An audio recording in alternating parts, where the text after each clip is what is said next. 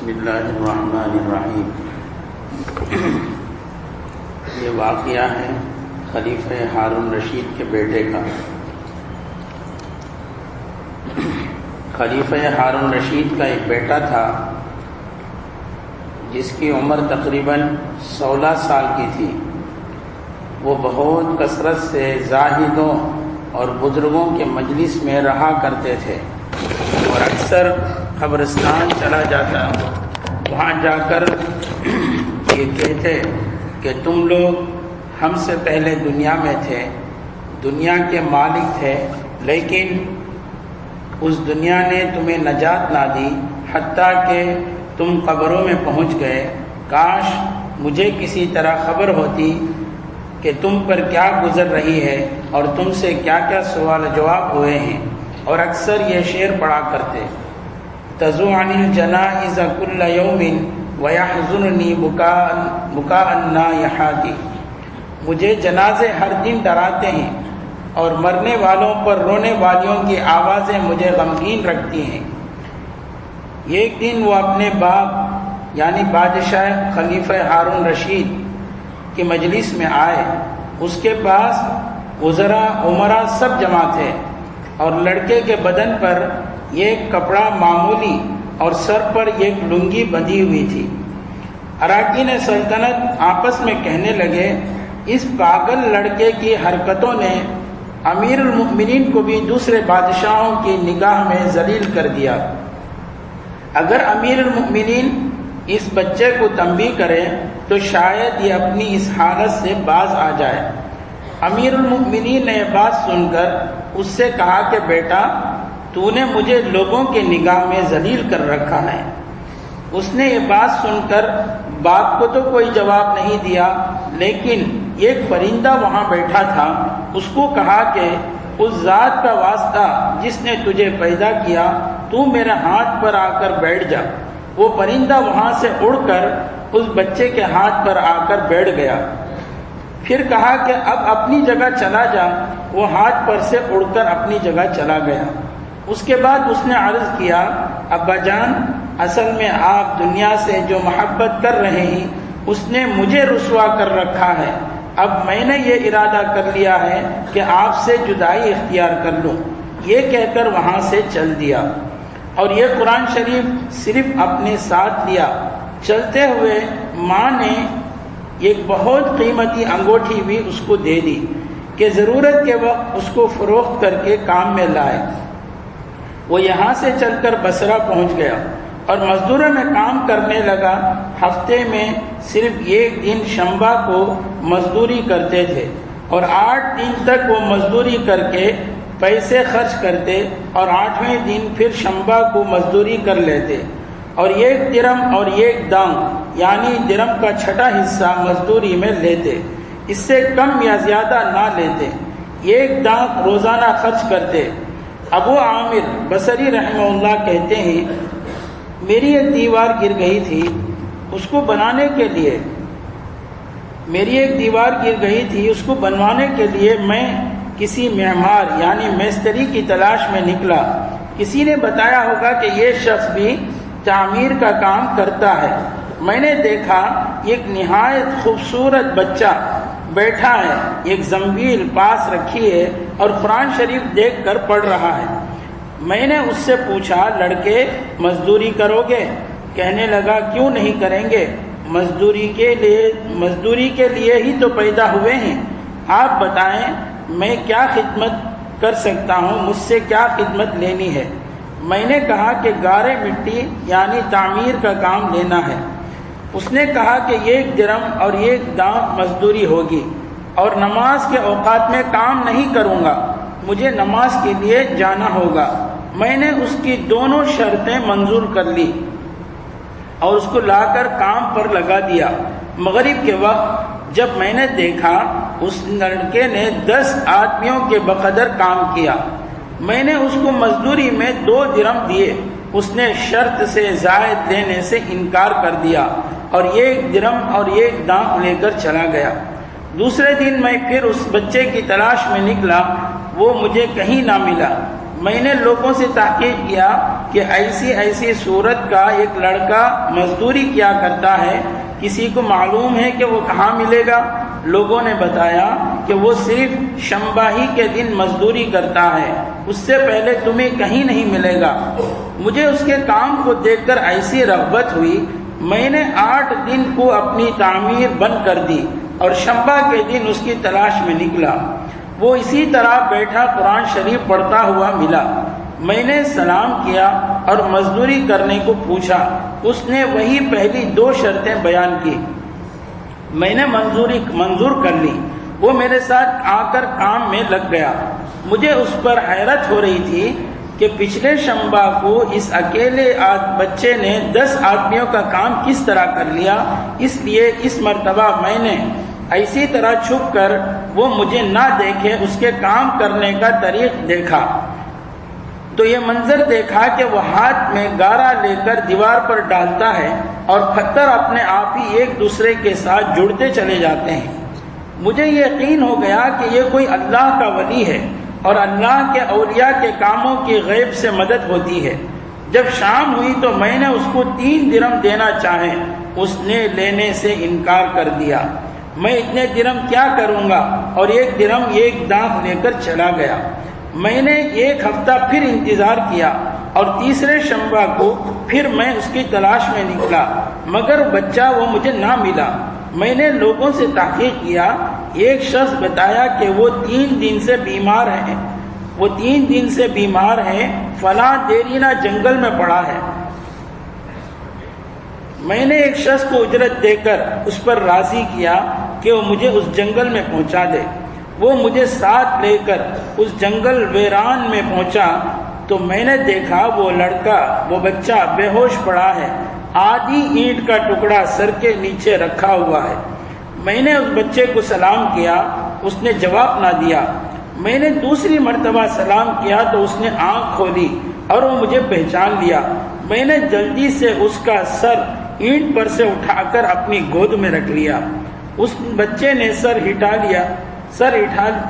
لیا اور چند شعر پڑھے، جن میں سے 2 یہ ہیں: یا صاحب لا تغترر بتنعم فالعمر ينفد والنعيم يزول وإذا حملت على القبور جنازة فاعلم بأنك بعدها محمول۔ میرے دوست، دنیا کی نعمتوں سے دھوکے میں نہ پڑ، عمر ختم ہوتی جا رہی ہے اور یہ نعمتیں سب ختم ہو جائیں گی۔ جب تو کوئی جنازہ لے کر قبرستان میں جائے تو یہ سوچتا رہا کر کہ تیرا بھی ایک دن اسی طرح جنازہ اٹھایا جائے گا۔ اس کے بعد اس نے مجھ سے کہا، ابو عامر، جب میری روح نکل جائے تو مجھے نہلا کر میری اسی کپڑے میں مجھے کفن دے دینا۔ میں نے کہا، میرے محبوب، اس میں کیا حرج ہے، میں تیرے کفن کے لیے نئے کپڑے لے آؤں۔ اس نے جواب دیا، نئے کپڑوں کے لیے زندہ لوگ زیادہ مستحق ہیں۔ یہ جواب حضرت ابو بکر صدیق رضی اللہ عنہ کا جواب ہے۔ انہوں نے بھی اپنے مثال کے وقت یہی فرمائش کی تھی کہ میری انہی چادروں میں کفن دے دینا، اور جب ان سے نئے کپڑے کی اجازت چاہی گئی تو انہوں نے یہی جواب دیا تھا۔ تو بچے نے کہا کہ کفن تو پرانا ہو یا نیا ہو، بہرحال بوسیدہ ہو جائے گا، آدمی کے ساتھ تو صرف اس کا عمل ہی رہتا ہے، اور یہ میری لنگی اور لوٹا قبر کھودنے والے کو مزدوری میں دے دینا، اور یہ انگوٹھی اور قرآن شریف خلیفہ ہارون رشید امیر المؤمنین تک پہنچا دینا، اور اس کا خیال رکھنا کہ خود انہی کے ہاتھ میں دینا، اور یہ کہہ کر دینا کہ ایک پردیسی لڑکے کی یہ میرے پاس امانت ہے، اور وہ آپ سے یہ کہہ گیا ہے کہ ایسا نہ ہو کہ اسی غفلت اور دھوکے کی حالت میں آپ کی موت آ جائے۔ یہ کہہ کر اس کی روح نکل گئی۔ اس وقت مجھے معلوم ہوا کہ یہ لڑکا شہزادہ تھا۔ اس کے انتقال کے بعد اس کی وصیت کے موافق میں نے اس بچے کو دفن کر دیا اور دونوں چیزیں گور کن قبر کھودنے والے کو دے دی، اور قرآن پاک اور انگوٹھی لے کر بغداد پہنچا، اور قصر شاہی کے قریب پہنچا تو بادشاہ کی سواری نکل رہی تھی۔ قصر شاہی کے قریب پہنچا تو بادشاہ کی سواری نکل رہی تھی۔ میں ایک اونچی جگہ کھڑا ہو گیا۔ اول ایک بہت بڑا لشکر نکلا جس میں تقریباً 1000 گھوڑے سوار تھے۔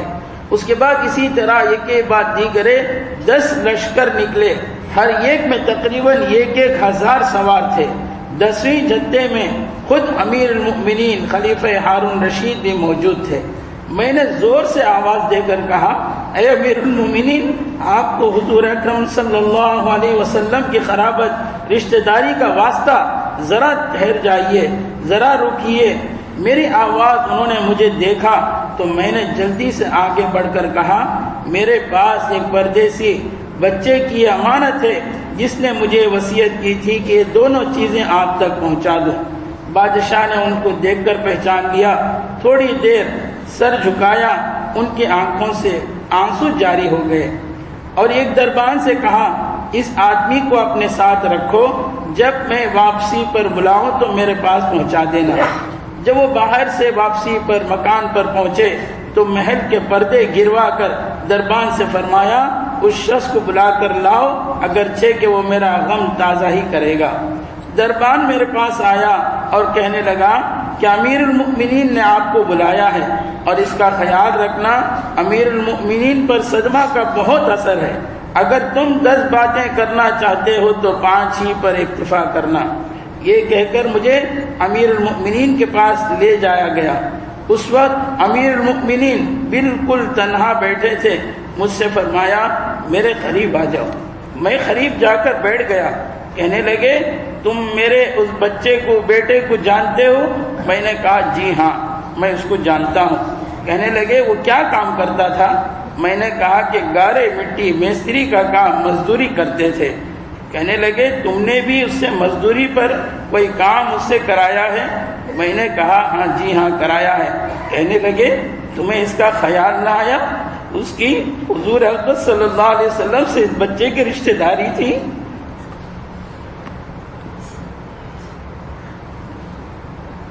کہنے لگے کہ حضور اکرم صلی اللہ علیہ وسلم سے اس بچے کی قرابت داری تھی۔ یہ حضرات حضور اکرم صلی اللہ علیہ وسلم کے چچا حضرت عباس رضی اللہ عنہ کے اولاد میں سے ہیں۔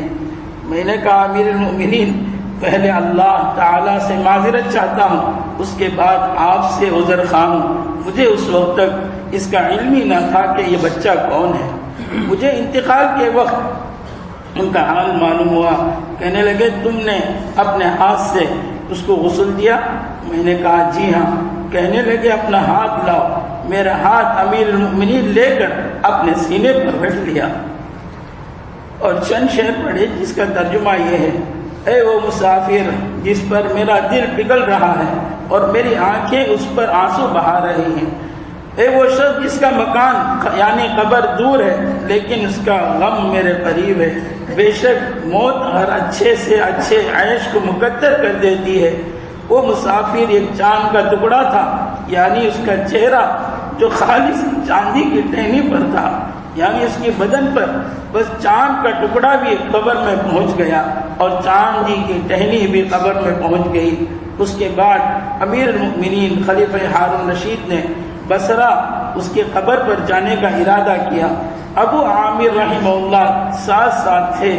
اس بچے کے قبر پر پہنچ کر امیر المؤمنین خلیفہ ہارون رشید نے چند شعر پڑھے جن کا ترجمہ یہ ہے، اے میری آنکھوں کی ٹھنڈک، تو میرے لیے انس اور دل کی چین تھا، لمبی راتوں میں بھی اور مختصر راتوں میں بھی تو نے موت کا وہ پیالہ پیا ہے جس کو عنقریب تیرا بوڑھا باپ بڑھاپے کی حالت میں پیے گا، بلکہ دنیا کا ہر آدمی اس کو پیے گا، چاہے وہ جنگل کا رہنے والا ہو، شہر کا رہنے والا ہو، بس سب تعریفیں اسی وحدہ لا شریک لہ کے لیے ہیں جس کی لکھی ہوئی تقدیر کے کرشمے ہیں۔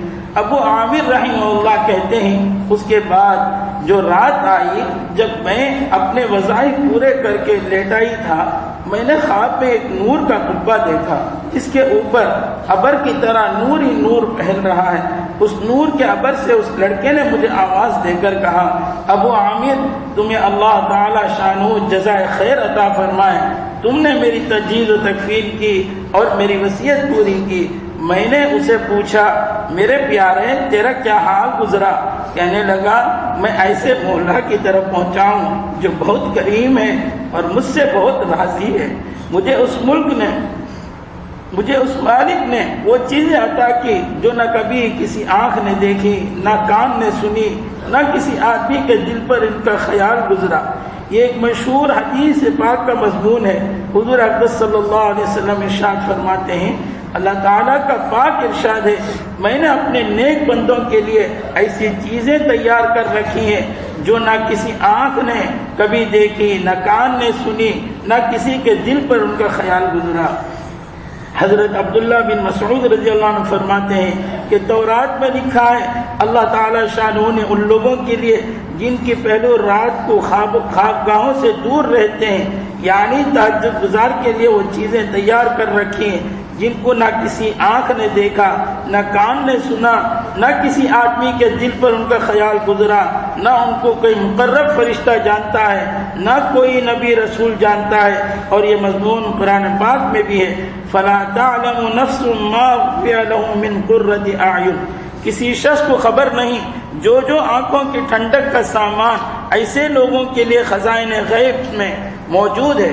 اس کے بعد اس لڑکے نے کہا، اللہ تعالیٰ شانہ نے قسم کھا کر فرمایا ہے، جو بھی دنیا سے اس طرح نکل آئے جیسا میں نکل آیا، اس کے لیے یہی اعزاز و اکرام ہیں جو میرے لیے ہوئے ہیں۔ صاحب روز کہتے ہیں، یہ سارا قصہ مجھے اور طریق سے بھی پہنچا ہے۔ اس میں یہ بھی ہے کہ کسی شخص نے امیر المؤمنین خلیفہ ہارون رشید سے اس لڑکے کے متعلق سوال کیا تو انہوں نے بتایا کہ میرے بادشاہ ہونے سے پہلے یہ لڑکا پیدا ہوا تھا، بہت اچھی تربیت پائی تھی، قرآن پاک بھی پڑھا تھا اور علوم بھی پڑھے تھے۔ جب میں بادشاہ بن گیا تو یہ مجھے چھوڑ کر چلا گیا تھا، میری دنیا سے اس نے کوئی راحت نہ اٹھائی۔ چلتے وقت میں نے ہی اس کی امی جان سے کہا تھا اس کو یہ انگوٹھی دے دے۔ اس انگوٹھی کا یاقوت بہت زیادہ قیمتی تھا، مگر یہ اس کو بھی کام میں نہ لایا، مرتے وقت واپس کر گیا۔ یہ لڑکا اپنی والدہ کا بڑا فرما بردار تھا۔ اللہ تعالیٰ ہم سب